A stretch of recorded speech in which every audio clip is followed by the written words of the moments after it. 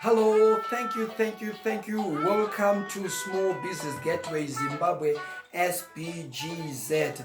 My name is Dr. Charlie TSBD, the Small Business Doctor. Makadi ko nokwasai matuimana ose enyika yeZimbabwe. Zitalangu ndoitwa Dr. Charlie TSBD, kureva kuti the Small Business Doctor. Isu tirive SBGZ, Small Business Gateway Zimbabwe. Mufora wangu kukuzivisai kuti muzive kuti kwava neSBGZ. Ko SBGZ inonga ichimboita nezveiko? Isu seSBGZ tiripo pakukubatsirai nezvinotevera. Kana titi kukubatsirai nezvinotevera, tiri kutaura vaya vane shungu dzekutanga mabhizinesi avo uye vaya vakatotanga mabhizinesi avo nechekare. Ingadai uine bhizinesi duku riri pakati nepakati kana riri kusimukira, atinoti maSMEs. Kana wakadaro, ndiwe munhu watiri kuparurira chirongwa chino. Tiri kuparurira chirongwa chino kuti tibatsire maSMEs. Saka hezvinoi zvamunokwanisa kuwana zvichikubatsirai kubva kuno kuSBGZ. Kana chiti zvikubatsirai, hatirevi kuti imi hamuna ruzivo rwamunarwo. Isu tiri kudzidza paruzivo rwemadzitateguru edu runoti zano marairanwa. Kumwe kunoti zvekare zano ndega akasiya jira mumasese.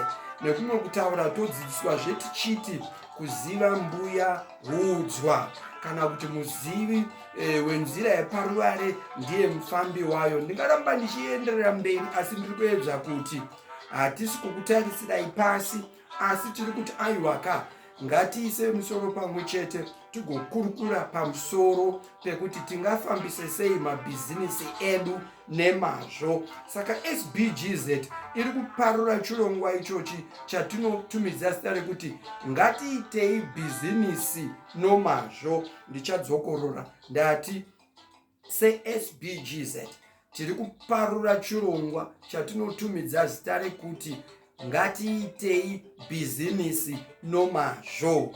Ngatiitei bhizinesi nomazvo. Uye tinonga tichichiparura norurimi rwamai, tichikurukura zvinhu zvakasiyana siyana zvinobata mabhizinesi edu. Uye takanyanyonangana nemabhizinesi maduku duku ari pakati nepakati uye ari kusimukira, atinoti maSMEs. Saka hezvinei zvamunokwanisa kuwana kubva kwatiri seSBGZ. Chekutanga, munogona kuwana mazano. Muchirungu tiri kuti business advice. Mazano kureva kuti wagara une bhizinesi rako, kana kuti uda kutotanga, unokwanisa kuya kuSBGZ kuti ugowana mazano. Tinokwanisa zvekare kukubatsirai kurejista makambani enyu kwamujiti wemakambani anorejista. Touya zvekare kubatsirai kurejista kune vaya vanenge vachiti ndozvifambisa sei kuti matax angu kuzimura nezvimwe zvakadaro, mabooks of accounts, kuti ndikwanise kuziva kuti mari yakapinda neyakabuda, ndine pundutso here, muchirungu financial accounting. Tinokubatsirai kuita zvose izvozvo. Kwakuuya nyaya yekuita matraining workshop, kureva kurairidza kana kudzidzisa. Toungana pangava pakoleji yatinonga tabhuka, kana pachikoro patinonga tabhuka, kana kuti pahotera patinonga tabhuka, touyaka tobva tataurirana tichidzidzisana nekupana tumaexercise twacho zvinobatika, kuita kuti pamunobva ipapo munobva mabata. Takatarisa nyaya yemaworkshop akawanda, haangamboperi. Ndoda kuti vhidhiyo ino igova pfupi, saka ndichangotaura mimwe mienzaniso. Workshop dzakafanana nekuti business planning, risk management, managing your customers, managing your employees, managing my risks, managing my stakeholders, managing competition, managing finances, stakeholder management, environmental impact assessment, zvakawanda. Saka tinoita maworkshops akadini akawanda atinonga tichidaidzira kuno.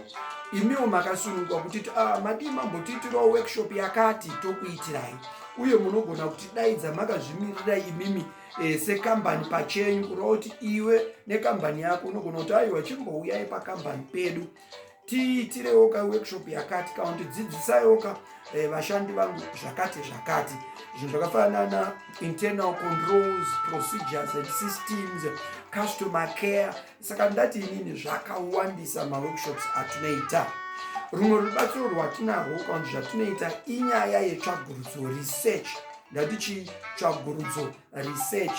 Titori ne research yatunoita isusu ye-SME survey, kuongorora kakuti mu-SME sector medu makamira sei, totarisa kana kuri ku-agriculture kwakamira sei, ko kuri ku-construction zvinhu zvakambomira sei, ndezvipi zviri kuitika, ko kana iri manufacturing, ko kana iri retailing, ko kuma-financial services zvinhu zvakamira sei. Saka itsvagurudzo dzatinoita kuti tikwanise kubuda netsvagurudzo idzodzo. Zvinodaka imimi vana muzvimabhizinesi kuti munga muchibvuma kuti tiite hurukuro dzacho. Saka mungaona taakuuya tichiti tiri kuita tsvagurudzo yakati munozvoonawo sei. Tinokumbirisa kuti munge muchizobvuma, nekuti tikakwanisa kuwana pfungwa dzenyu, tikatazoisa pfungwa dzemunhu wese, ndo zvinobatsira kuti SME sector yedu igokura, uye zvinobatsirawo kana kuti tinokwanisa kupawo macontribution ku-government policy. Saka ndo kukosha kweresearch ikoko, ndo kukosha kwetsvagurudzo. Saka ndoziva kuti munonga muiri very busy, asi tauya tichikukumbiraiwo tinokumbira kuti muite participate. Ndo zvimwe zvatinoita izvozvo. Chimwe chamunogona kuwana chinokubatsirai kuno ndechekuti tine mukana wekuti munogona kutipa zita rebusiness renyu, phone number dzenyu, email address, kana muine website motipa, uye nekavidhiyo ke5 minutes muchishambadza maproducts nemaservice enyu. Mukaita izvozvoka, isusu tinobva tatora zvinhu izvozvo tobva taisaka padande mutande redu, kana kuti pawebsite redu, kana padigital space nemasocial media edu.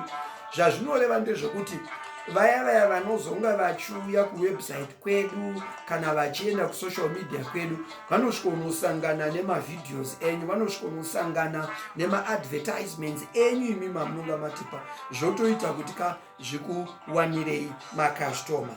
Asi tinozviitawo paine muripo we$60 pagore, kuitira kuti isusu tinge tiine zvinhu zvandataura zvako iwewe zviri padande mutande redu. Asi kana uri nhengo ye-SBGZ, kana uri nhengo ye-SBGZ, electronic business directory listing yandataura iyi, tinozviita free of charge. Ndati chii free of charge? Hapana muripo wamunozobhadhara. Munogona kubvunza kuti saka chii chandingaita kuti ndivewo nhengo ye-SBGZ? Yezvinoi zvamunoita, munonyorera kwatiri muchiti munoda kuva nhengo ye-SBGZ. Munogona kuva nhengo mune zvinhu zvinotevera. Tine yatinoti isusu maRuby SBGZ fellow, Ruby SBGZ members. MaRubies ndo chero ani zvake asati ava nebusiness, asi une shungu yekuda kuzopinda mubusiness. Ingada uri mwana wechikoro, ingada uri munhu mukuru, asi business racho hausati wava naro. Saka unogona kujoina SBGZ se-Ruby member. Toenda atinoti ma-emerald. Mazita aya matombo akakosha kune vanoziva nezvema-precious metals. Saka unogona kujoina SBGZ se-emerald. Ma-emerald ndivo vaya vane mabusiness madoko, madiki. Tinoziva sei kuti iri business diki? Kunoku ku-SBGZ tinotarisa uwandu hwevashandi wako full time, kwete vari temporary. Une vashandi vakabayirwa zvitupa full time vangani? Kana tikavaverenga, kana vasingapfuuri 9, 0 to 9, tinobva tati unojoina se-emerald. Kana uine vashandi vari pakati 10 kusvika pa49, tinobva tati unojoina se-sapphire. Masapphire ndo atinoti ma-small businesses kunoku ku-SBGZ. Kana vashandi vako full time vari pakati pe50 ne249, tinobva tati unojoina se-diamond member, kureva kuti you are a medium enterprises. tinopawo mukana kune malarge enterprise vanonga uchida kuita ukama nema-SMEs edu kunoku SBGZ. Saka munonga maakujoina semagold SBGZ follow, ndatichi gold SBGZ fellow, kureva kuti mune vashandi vano 250 zvichienda mberi uri a large enterprise. Uye tinopawo mukana kune ma-development partners vari in the civic sector vanonga vachida kubatsirana nema-SMEs, vanogona kujoina sema-platinum SBGZ members, platinum SBGZ members. Saka mukatarisa muchidimbu tinoita zvakawanda, tiri kuedza kupa a one-stop shop yekuti kana kuine muzvina business ari kunze ari kuti ko ndingabatsirwa sei kuti business rangu rikure, ndasaka nematambudziko akati ndoita sei, tiri kuti munokwanisa kuuya kuSBGZ.